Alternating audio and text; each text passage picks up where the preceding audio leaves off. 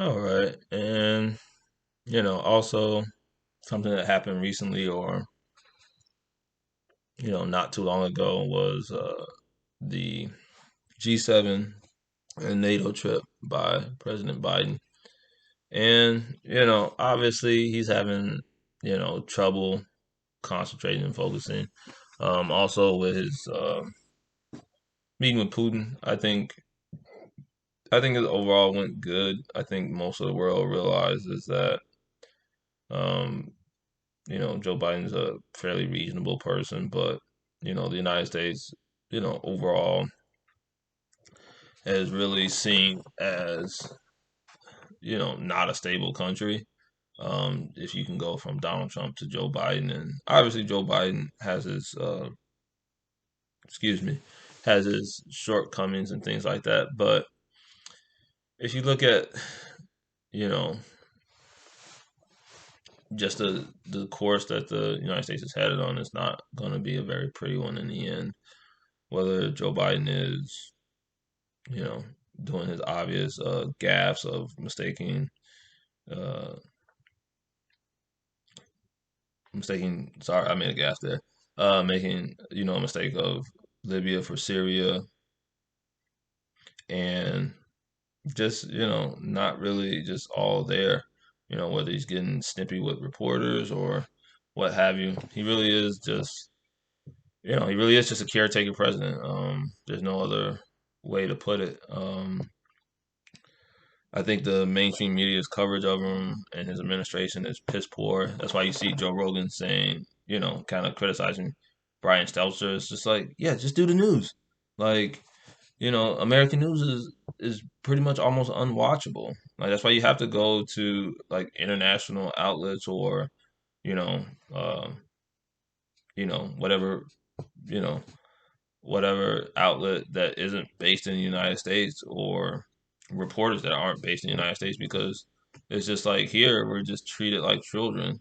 Like we have to see something shiny or something exploding or something that is dramatized or sensationalized or something that is, almost, nonsensical to the facts and be presented to us for us to consider it news or something. And so the mainstream media is just, the fourth estate is just really broken down, in my opinion.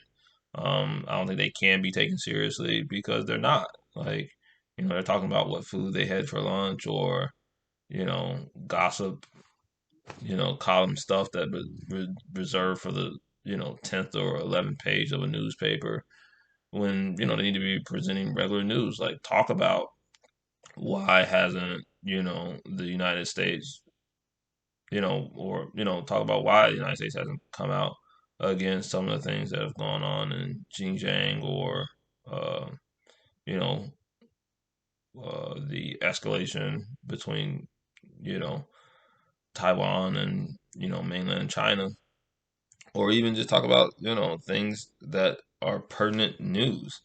You don't hardly hear anything from uh, the mainstream media about, the ongoing conflicts around the world, whether it's in, Ethiopia or in Libya. Like they almost completely stopped talking about Libya or Yemen or, the conflicts that are still going on in Syria and Iraq and just various other places of the world.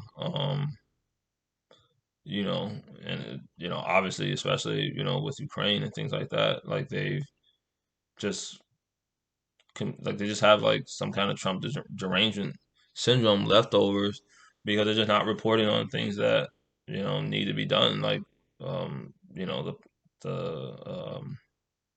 the pipeline between Russia and Germany in the north, or is it the North Sea? It might be the Baltic Sea. I can't remember which one. But yeah, they're getting a pipeline, between them and if Trump had did that, just a few years ago, people were saying like, "Oh, he's bowing to Russia and things like that." But it's like Russia's allowed to make economic deals with our allies. Like it's not a zero sum game. And I much rather have you know Russia as an ally who I think Putin understands that he's probably on the way out soon. But I think he's an individual that we can really work with. Xi, I don't really know his disposition because he doesn't really speak English. That or well, I say I haven't ever heard him speak English, but he doesn't really seem like someone who's very malleable. Especially someone that was very malleable to Trump's provocations or even to Joe Biden. And so, while the United States can probably continue to still have interest in China, we're not, you know, asking any demands really from them to do anything to change their behavior, especially in the situation of the camps or Hong Kong's democracy.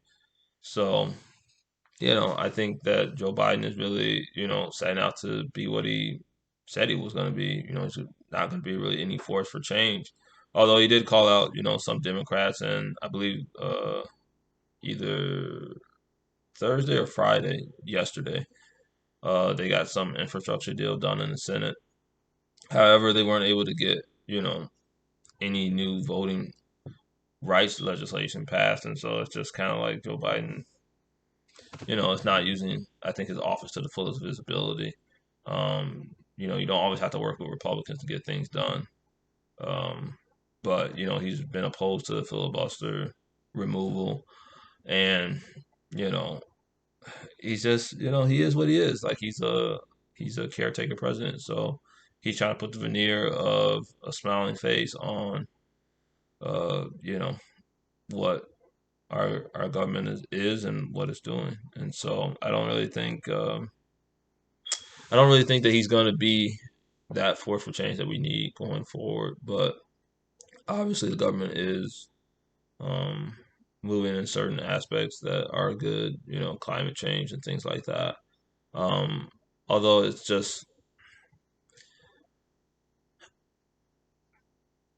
it just seems like we're just very like it's just is lagging very behind, and it's taking forever to get anything real done.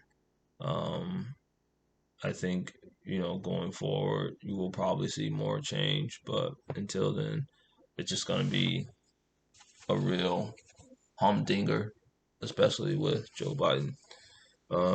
Especially, he celebrated Juneteenth and he didn't even really know what the holiday was about. He mentioned, the burning of Black Wall Street and the bombings, but Juneteenth has nothing to do with um, Black Wall Street. It actually uh, I guess commemorates or celebrates the Union soldiers going into, I believe, Galveston, Texas, and telling the slaves there that they were free. And I believe that was in June of 1865. So yeah, that's what it commemorates. And Joe Biden was, had another gaffe on that of what exactly is celebrated. And, being of a certain age, he obviously wasn't, and being of a certain age, growing up in Pennsylvania on the East Coast, going to schools and, the that part of the country. That probably wasn't a mainstay of history that he probably received, but obviously people in his administration and camp obviously do know the history and um, should have better prepared him for, speaking on that topic. I think the fact that he's just getting snipped more and more crouchety and grumpy, people are seeing that. And so, I think, I think, it's just, it's sad. It's funny, but it's also just sad to see a person declining in such that way. But I don't know. Let me know your thoughts. Do you think Joe Biden is slipping? Do you think that he is, um, you know, uh,